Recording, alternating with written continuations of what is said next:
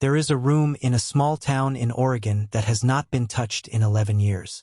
The bed is still made. The closet is still full. And on the desk, next to a lamp that no one turns on anymore, there is a phone that still receives one text message every single year on the same date. The parents don't know who sends it. They don't know how it's sent to a number that was disconnected in 2015. And they've never told anyone what the message says. Until now. Beat. Silence. Then music fades in slow and minor key.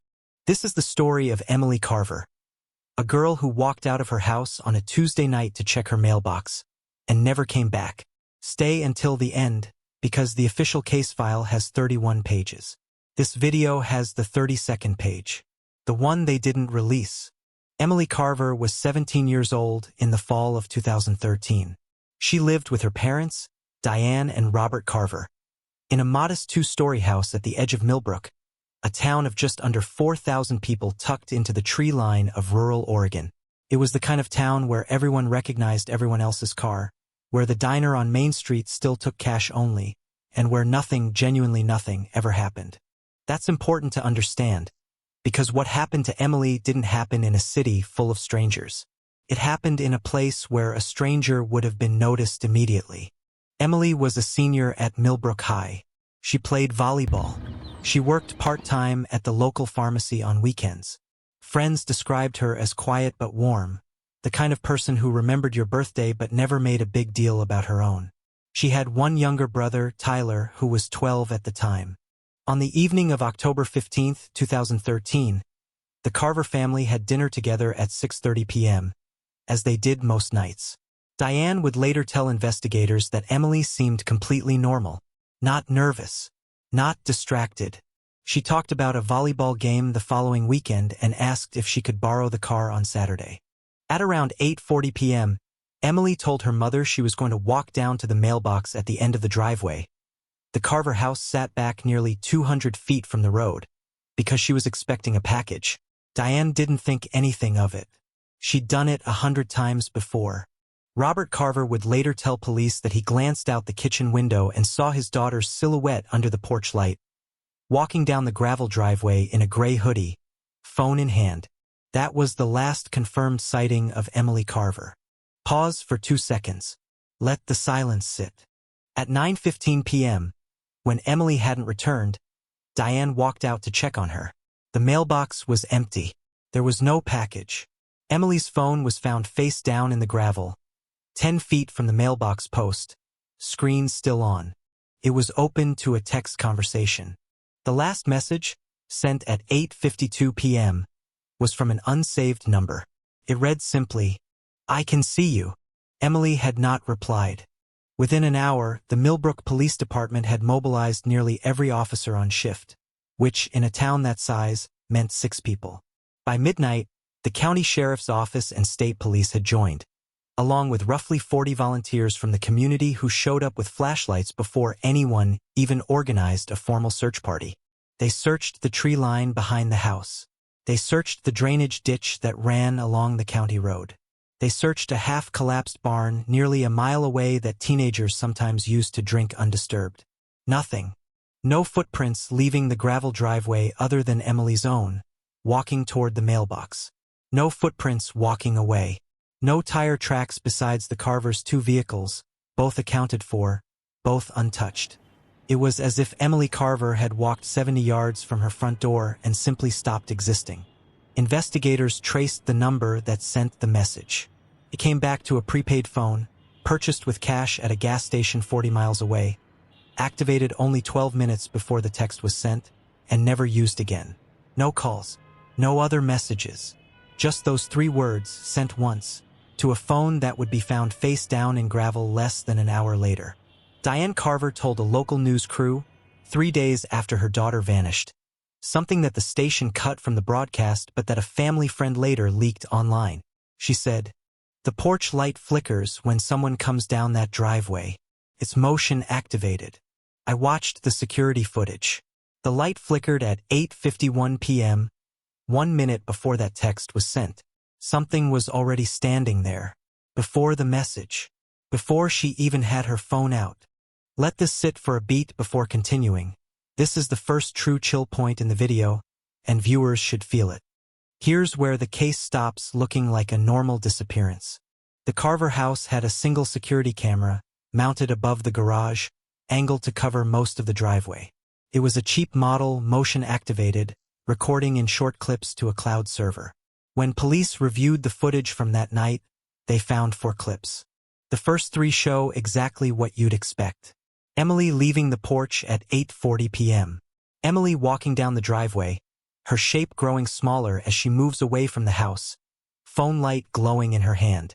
The second clip, at 8:47, shows her standing near the mailbox, apparently checking her phone, motionless for almost 90 seconds. The third clip is the one investigators have never fully explained. At 8:51 p.m., the camera activates again. Emily is still standing by the mailbox. But now there is a second shape in frame, indistinct at the very edge of the driveway where the gravel meets the tree line, roughly the height of an adult. It doesn't move for the 11 seconds the clip runs. Emily doesn't appear to notice it. Her body language doesn't change. The final clip begins at 8:52 p.m., the exact minute the text message was sent. It runs for 6 seconds. In it, Emily is no longer visible in the frame at all. The shape near the tree line is gone too. The only thing the camera captures is the mailbox, the empty gravel, and, audible on the microphone very faint, what 3 separate audio analysts, hired independently over the years by the Carver family, have each described in their reports using nearly identical language. A child's laughter, not Emily's, coming from somewhere behind the camera itself, meaning behind the house, not down the driveway where Emily had walked. Slow zoom on black screen or a slightly blurred recreation image, if using visuals, hold this beat. The footage was reviewed by 3 different forensic video analysts over the following 2 years. None of them could identify the second shape. None of them could explain how a laughing child could be recorded behind a camera that was, at the time, pointed away from the house. Here's something the news never covered, because it sounds like folklore, and folklore doesn't get airtime on the 6 o'clock report. Millbrook has an old story. Long before the Carvers ever built their house at the edge of town, locals talked about the walking light, a story passed between kids at sleepovers and old-timers at the diner, about a pale glow that would sometimes appear at the tree line on quiet nights, always near dusk, always where the woods met cleared land. The story goes that if you see the light and you don't run, it will start walking toward you. And if it gets close enough that you can hear something breathing that isn't you, it's already too late. Most people in Millbrook will tell you it's nothing. Campfire nonsense, the kind of story every small town has some version of. But when investigators canvassed the neighborhood after Emily's disappearance, an elderly neighbor named Harold Voss, 83 years old, who had lived 2 properties down from the Carvers for over 50 years, told a state trooper something that made it into the official report almost by accident, buried in an appendix of witness statements that most people never bother to read. Harold said he saw the light 3 nights before Emily vanished. He said it was standing exactly where the tree line meets the Carver driveway. He said he almost called someone. He said he didn't, because he'd seen it once before, back in 1987. The same week a different teenager from Millbrook disappeared and was never found. That case, the 1987 disappearance of a boy named Danny Ostrander, was ruled a runaway. No body was ever recovered. No suspect was ever named. The case was closed within 4 months. 2 disappearances, 26 years apart. Same tree line, same time of year, same unexplained light reported by the same elderly witness. Millbrook's police chief, when a podcast host asked him directly in 2019 whether he believed the 2 cases were connected, gave an answer that has been clipped and shared thousands of times since. I don't believe in ghost stories. I believe in evidence, and I don't have an explanation for either case. Make of that what you will. This brings us back to where we started. For the first 2 years after Emily disappeared, her parents kept her phone charged, sitting on her desk, in case, as Diane put it, she tries to call and the phone's dead, and that's the reason she can't reach us. It became a ritual. Charge the phone. Leave the door unlocked. Leave the porch light on. In October of 2015, on the 2-year anniversary of Emily's disappearance, the phone buzzed. Diane has told only a small handful of people what the message said, and asked that most details never be made public, out of respect for what remains an active investigation. But she confirmed to one journalist, off the record, that the message came from the same disconnected number that sent the original text in 2013, a number the phone carrier confirmed had been deactivated for over a year with no billing account attached to it. She confirmed the message was 3 words. She confirmed it arrives every October 15th at 8:52 p.m., without fail every year since. She has never confirmed what it says. But Tyler, Emily's younger brother, who was 12 when his sister vanished and is now in his 20s, said something in a private interview that eventually made its way onto an online forum dedicated to unsolved cases. He said he saw the phone light up once, in 2019, before his mother could get to it and turn the screen away from him. He said the message wasn't words at all that year. He said it was a photograph. He said it showed the Carver mailbox, taken from the tree line at night, and that in the corner of the frame, barely in focus, there was a girl standing with her back to the camera, wearing a gray hoodie. He said she looked like she hadn't aged a day. Long pause. Let this land before continuing. Emily Carver's case remains open. It is, as of the most recent update from Oregon State Police, one of only 4 active missing persons cases in the county with what's classified internally as anomalous evidence, a term used, according to a records request filed by a true crime researcher in 2022, for cases where physical or digital evidence exists that investigators cannot explain through conventional means. The department does not release a public list of which cases carry that classification. Emily's is one of them. The Carver family still lives in the same house. Robert passed away in 2021. Diane still lives there with Tyler, who visits most weekends. The porch camera has been upgraded twice since 2013. Better resolution, better night vision, a wider field of view. It has never again captured anything unusual. Except, Diane says, for the light. She says she still sees it, some nights, standing at the tree line. She says she doesn't go outside anymore after dark.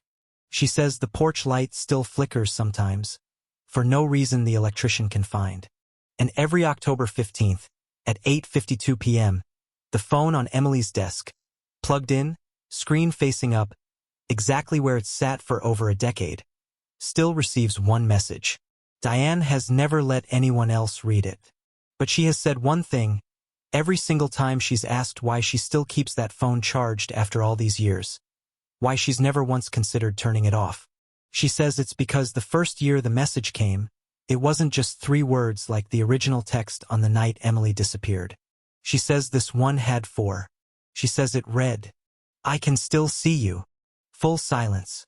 2 full seconds of black screen before any outro elements appear.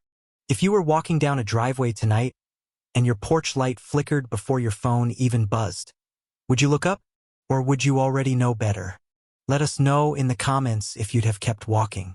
And if this one got under your skin, there's another case waiting for you right here.